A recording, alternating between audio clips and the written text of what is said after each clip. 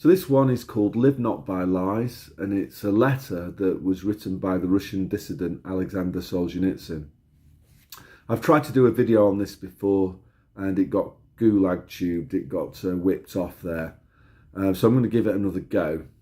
And it's a very interesting topic, and I was kind of moved to do this because I had a conversation with the guy yesterday, and at the end of the conversation we had, he asked me a question, and the question was, if you were dying, what advice would you give to your loved ones? And I said to him, tell the truth. And this guy, he didn't really, after I explained it, he got it.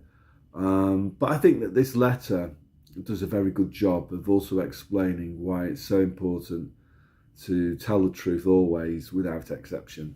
So I'll just read the letter now.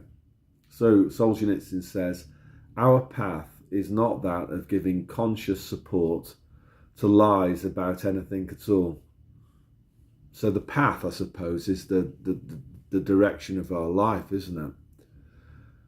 A righteous direction, a life that's been well lived, a life that's been worth living. You've contributed in some way. Anyway, he continues, and once we realise where the perimeters of falsehood are, in brackets, everyone sees them in his own way, our path is to walk away from this gangrenous boundary.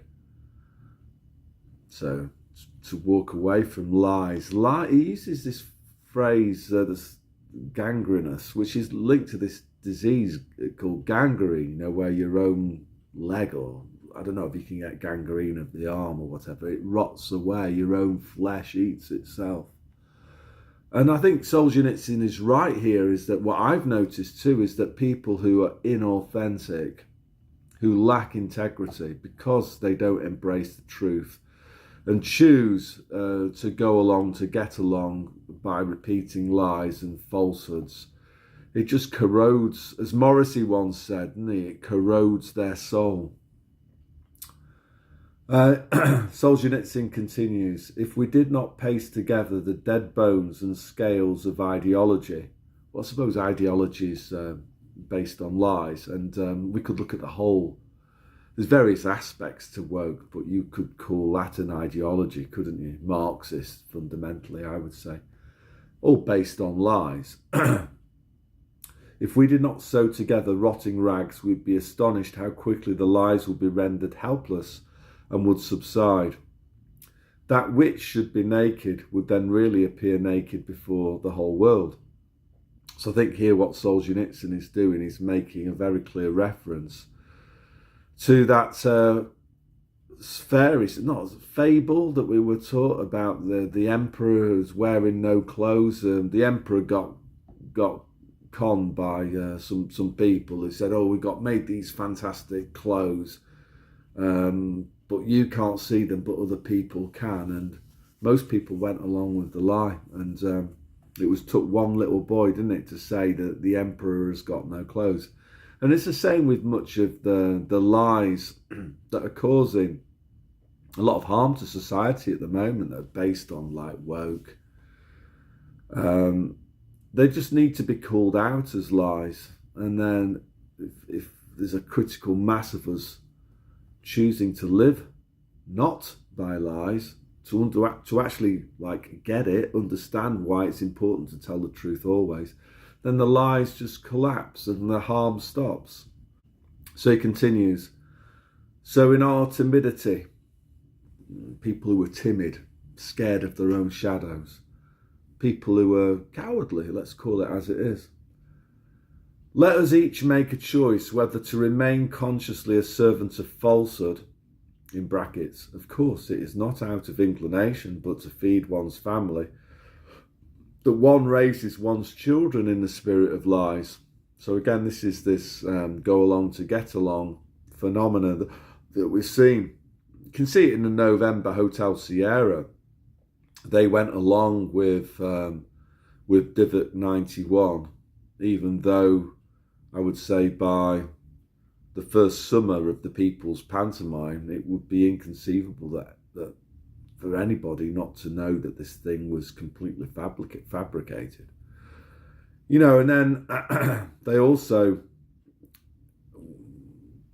embraced falsehood with the Britney Spears and the Boosters. I don't know, probably by Easter time of the second year of the People's Pantomime. It's inconceivable that they didn't know that these things were harming other people, but they went along with the lies of the People's Pantomime because they were going along to get along. It was a way of keeping their job, wasn't it? And their status and their ego that are linked to what they do for a living. You know, and you'll see people on my channel even, they'll say, oh, well, you know, you're very brave to speak out and call out these lies, but I'm just going to carry on repeating the lies because you know, I've got kids, you know, not forgetting that other people who've spoken out have lost a lot. But anyway, or to shrug off the lies and become an honest man worthy of respect from one's children and contemporaries. So that's the choice, isn't it? Are you going to go along to get along and go along with the lies and regurgitate the lies? You know, that route, you're going to get your material creature comforts. You're going to retain your status. That might be good for your ego in the short run. But the other path is to speak up, make yourself unpopular, by saying, look, the emperor has got no clothes. This is a lie. These are lies. These lies are harming society. If you do that, you gain respect from one's own children and contemporaries. That's what Solzhenitsyn said. But I think it's more than that. You also gain self-respect. You'll be able to look at yourself in the mirror. Now, in the next part of Solzhenitsyn's letter, he sets up a series of points. So he says, and from that day onward, he will not sign, write, or print in any way a single phrase which, in his opinion, distorts the truth. So he won't go along with stuff. We'll speak the truth instead, rather than propagate falsehoods. Second bullet point is, will utter such a phrase neither in private conversation nor in public, neither on his own behalf nor at the prompting of somebody else, neither in the role of agitator, teacher, educator, nor as an actor. So, you know, you might be at the pub with people, you might be around the coffee table at work, and people are asking you about stuff. And the easiest thing is to just be a consensus hugger, to also repeat the lies. So one thing that we can definitely talk about on this particular platform is we can go back in time, can't we, to 1930s Germany. Yeah, and we can talk about the coffee table conversations that were happening there, you know. The Jews, they've been you know, this is what people believe. Many people, they said, oh, the Jews, they're exploiting us. The Jews are, you know, oh, this tiny German moustache man, he's going to be really great for Germany. You know, it's this police state that he wants. So we need to get the trains running on time again. And people went along with it. They publicly agreed to fit in. You can also see this during the People's Pantomime, you know, where there were people that I knew who I thought were decent people who just went along with complete lies and immorality, you know, that these people said, well, they've got it coming to them. You know, these anti-Britney Spears people, you know, when somebody else was like saying that, they, rather than saying, no, this is wrong, they'll be going, oh, well, yeah, okay, yeah, maybe they've got it. Yeah. The next bullet point is he'll not depict, foster or broadcast a single idea in which he can see a distortion of the truth, whether it be in painting, sculpture, photography, technical science or music. So disassociate yourself with anything that is a lie. So it could be pop stars pushing agendas that are based on lies.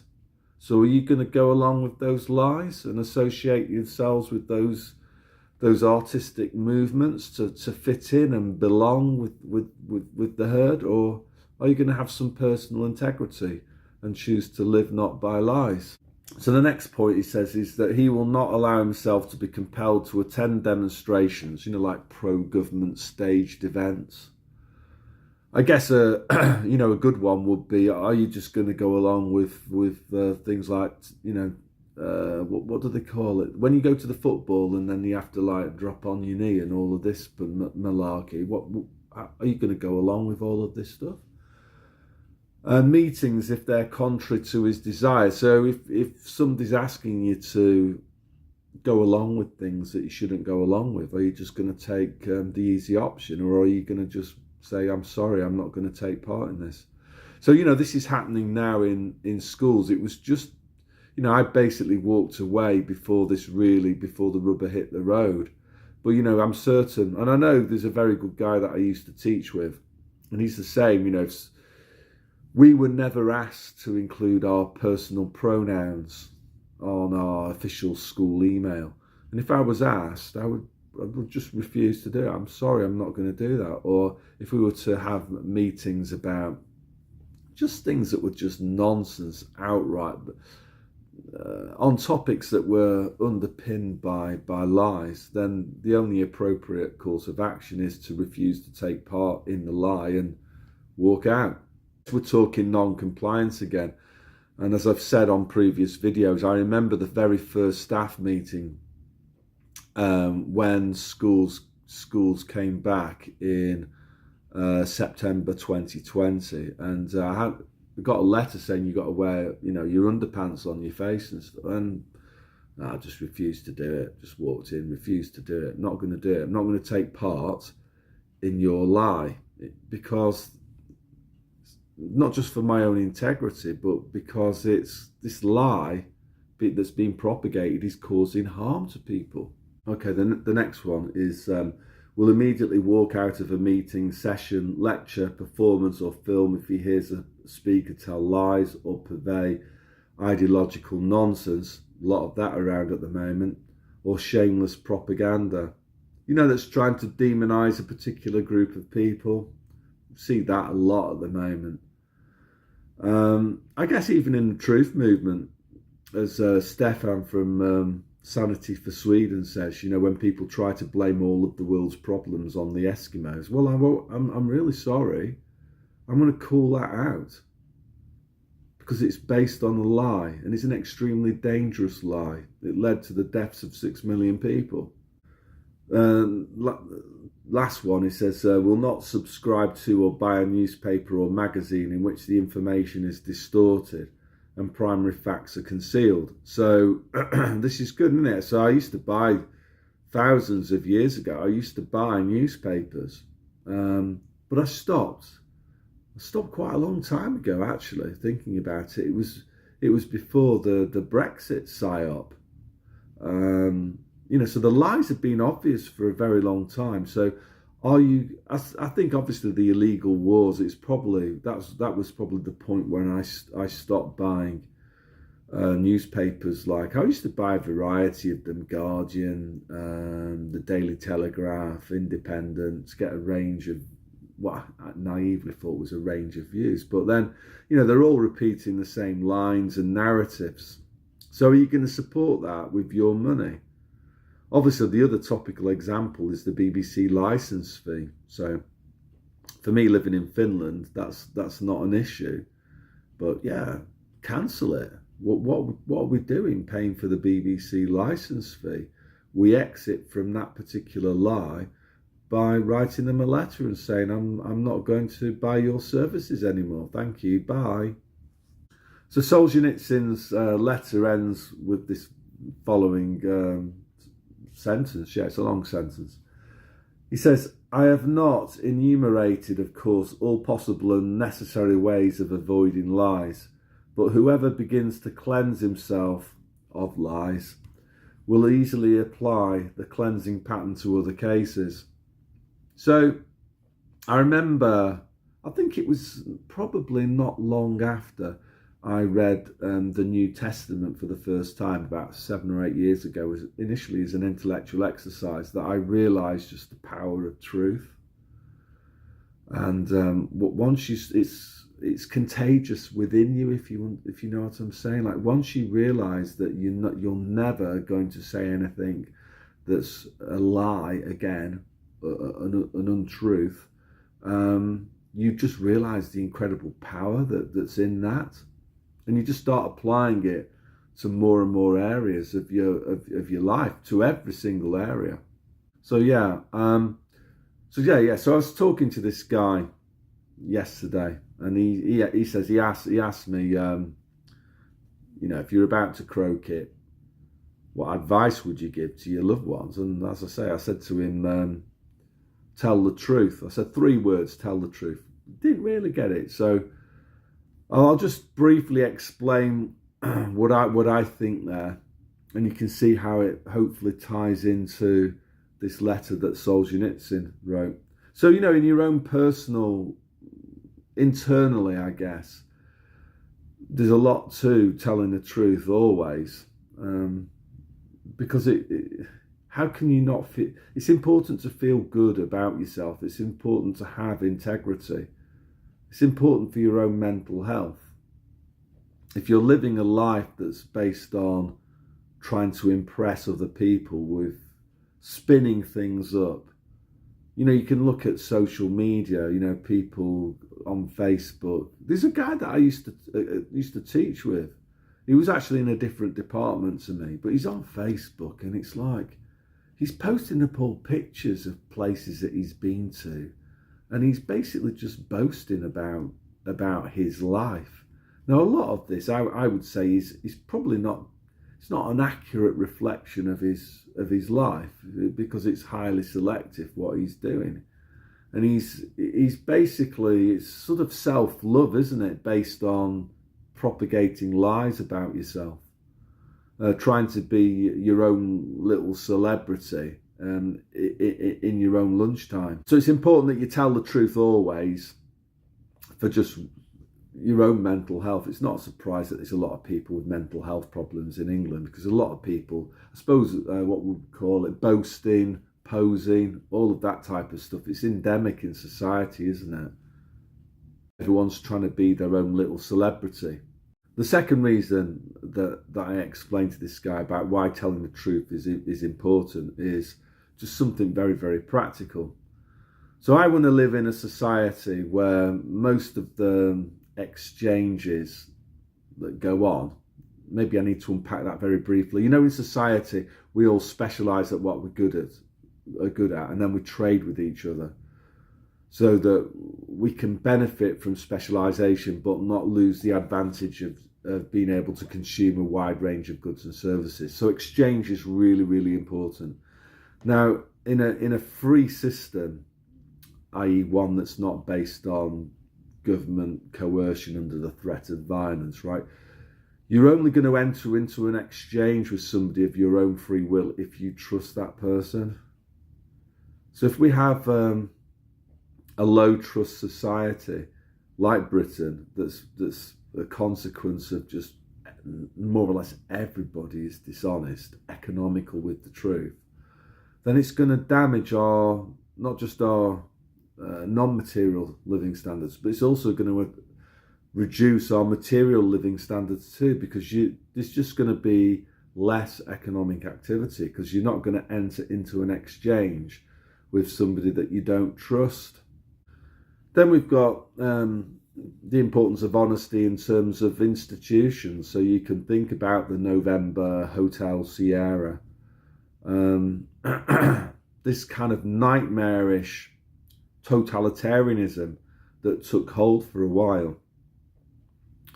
That was only possible because, well, I don't know, like with 99.99999% of the November Hotel Sierra, they went along with the lies, and this nightmare could have been ended very quickly had a critical, like even a minority of people just said, no, this is BS, this is complete lie.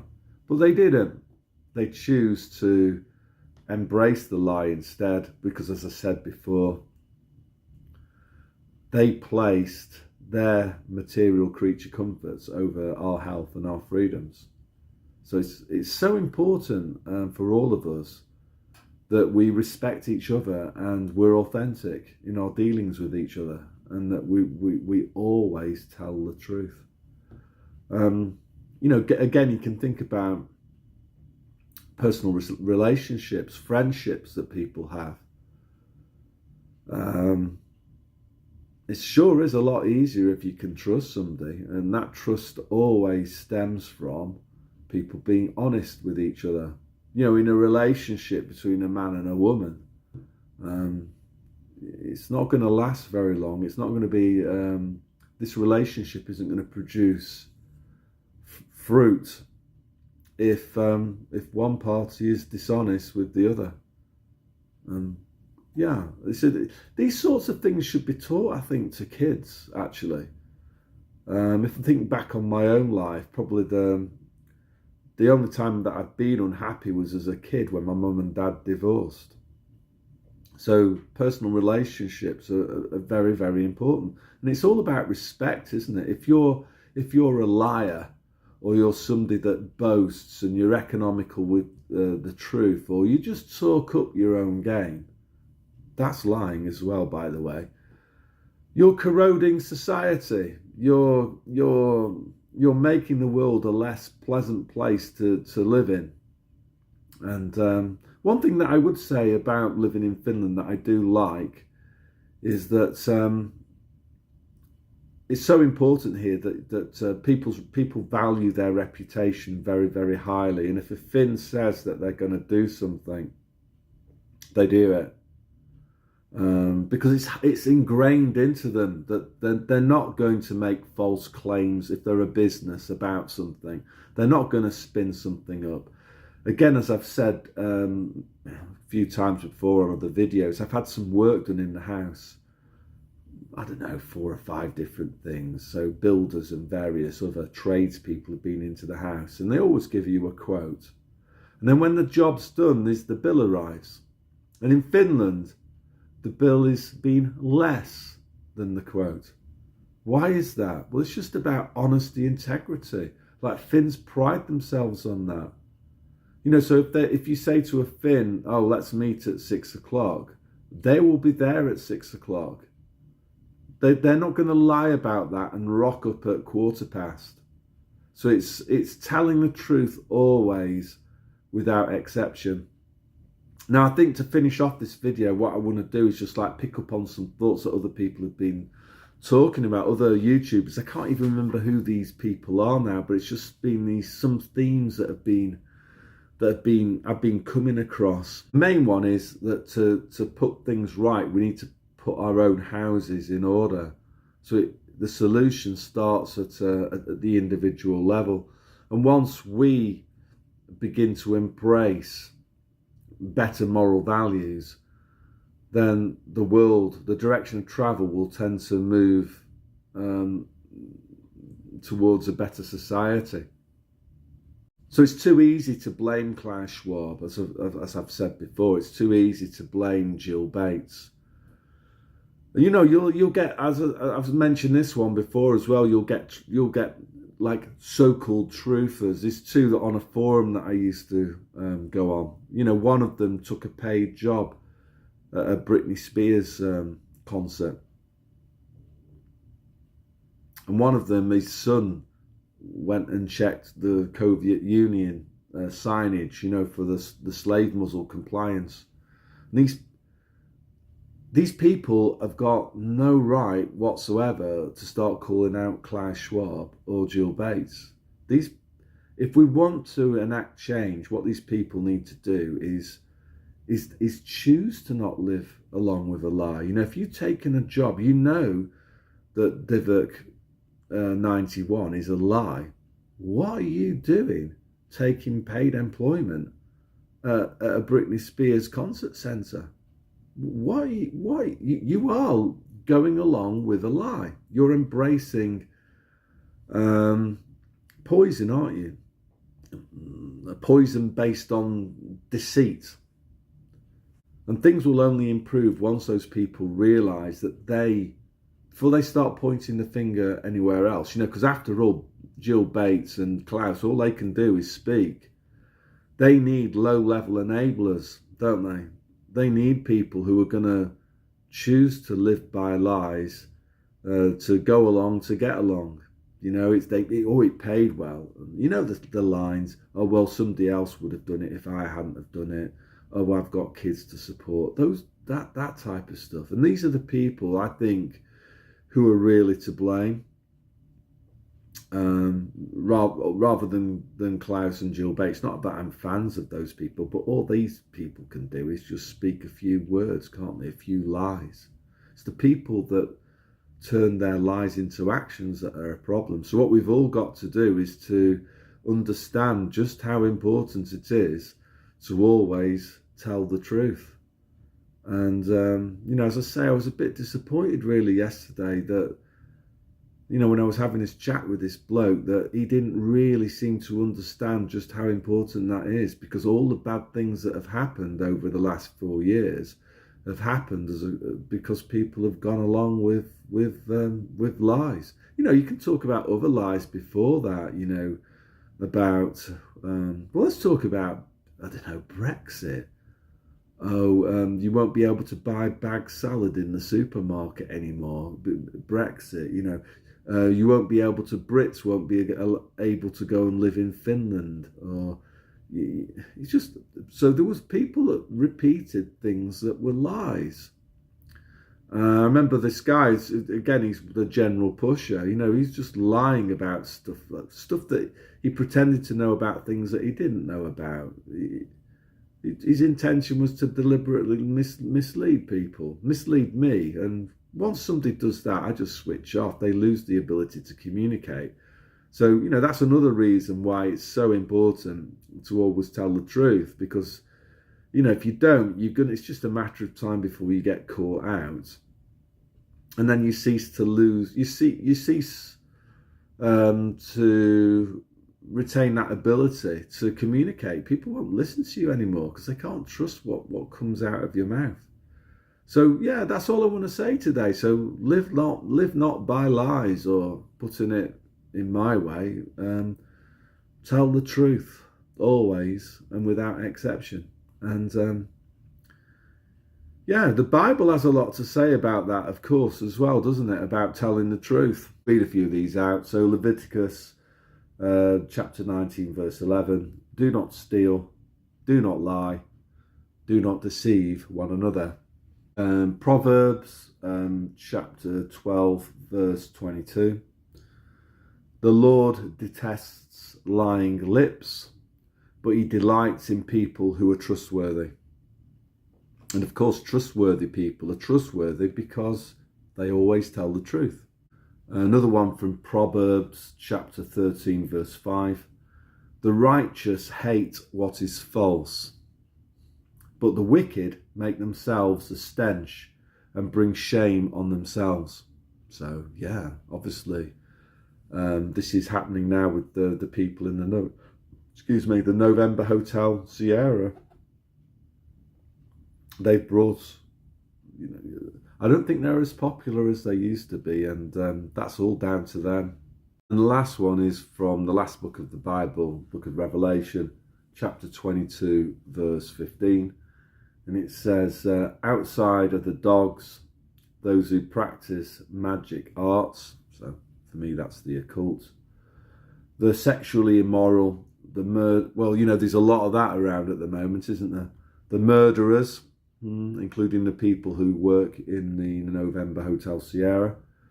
The idolaters.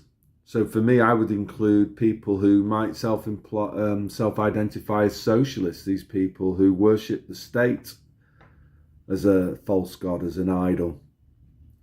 These people who believe that all I have to do is obey the edicts of the state and the state will look after me. And it continues.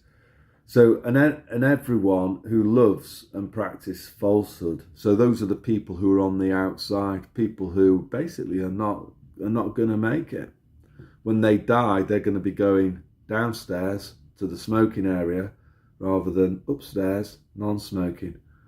So, one of the woke things is, of course, Black Lives Matter. There's another way of spinning that phrase that I prefer, actually, which is eternal lives matter. So when your skin suit expires, where do you go? Where do you go? Where do you spend eternity? I don't think your soul does die. Your skin suit is just a vessel, isn't it? In which your soul occupies it. It's just a vehicle for moving around it. So where does your soul get to spend eternity? If you live life by lies, I think you're going in through the broad gate, as described by Jesus. If you choose to tell the truth always without exception, then you're heading in the direction of the narrow gate that leads you upstairs to the non-smoking area. Shouldn't be flippant about that, should I really? But because it's pretty important. Of course, from time to time, we all kind of slip up, and you might say something that's not true. But I think what matters in this situation here is that you repent of that. Everyone sins, but what matters is that your repentance is genuine, and over the course of your life, you kind of move in the direction of not slipping up, always telling the truth. And if everybody told the truth, imagine just what sort of a world we'd live in. We would live in paradise, heaven on earth, wouldn't we, basically? Imagine that. Imagine how society would function if people always told the truth and you could trust somebody 100%. So that's all I want to say today. So God bless.